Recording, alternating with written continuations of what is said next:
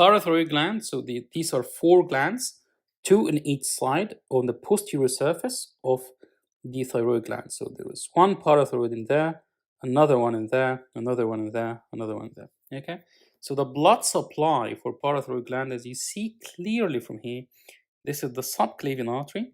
It gives the thyrocervical trunk right there, and this is the inferior thyroid artery. So the inferior thyroid artery supplies all the parathyroid glands, specifically the inferior ones as well.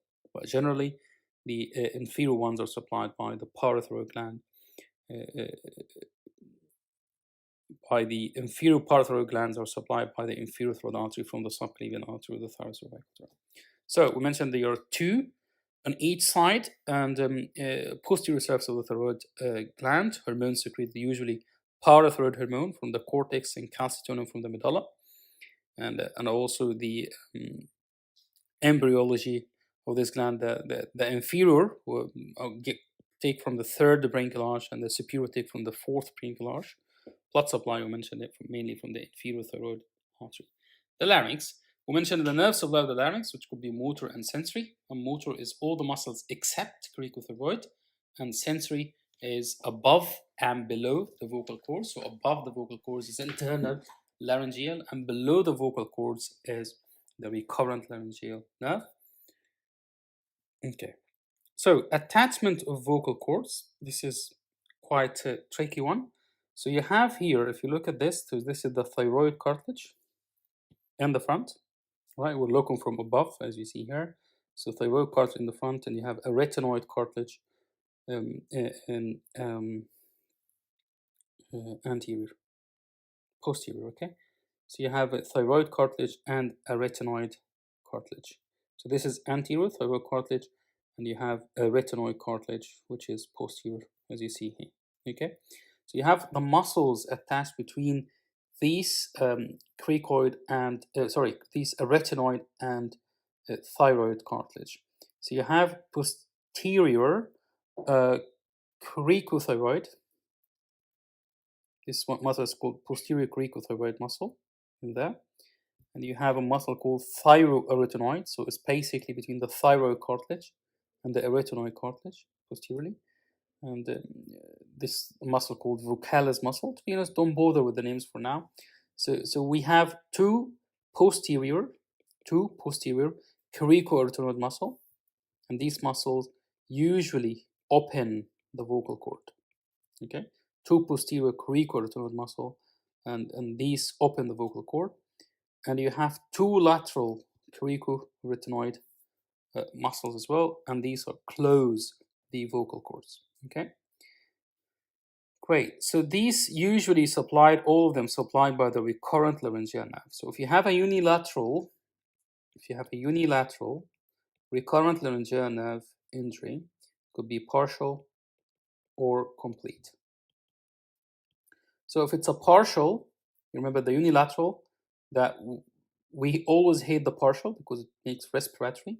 So what will happen if you have like partial affection of the posterior cricoarytenoid muscle, which usually open the vocal cord?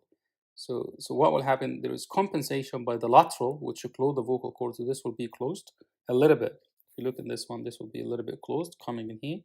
So that's why the patient will have sort of shortness of breath, because the area of air entry is only half of it now. Okay. What if it's bilateral and partial? So the posterior cricothyroid will be affected. That will lead complete closure of the vocal cord, and that will lead to respiratory compromise. So that's why we hate the partial, because partial is respiratory compromise.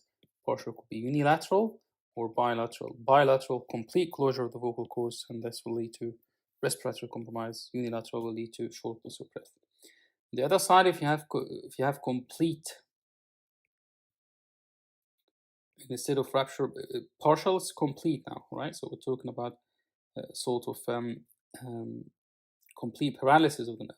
So complete could be unilateral. So let's say you have a recurrent laryngeal completely paralyzed. So these muscle, which is the lateral cricoarytenoid muscle, this is the cricothyroid, sorry. So you have the lateral cricoarytenoid muscle and also the posterior cricoarytenoid muscle affected. So if they are affected, this will be completely paralyzed and it will stay open. Okay, completely paralyzed and stay open. So you still have, this one is working. So the patient will have sort of phonation, but the voice will be hoarse, like hoarseness of voice.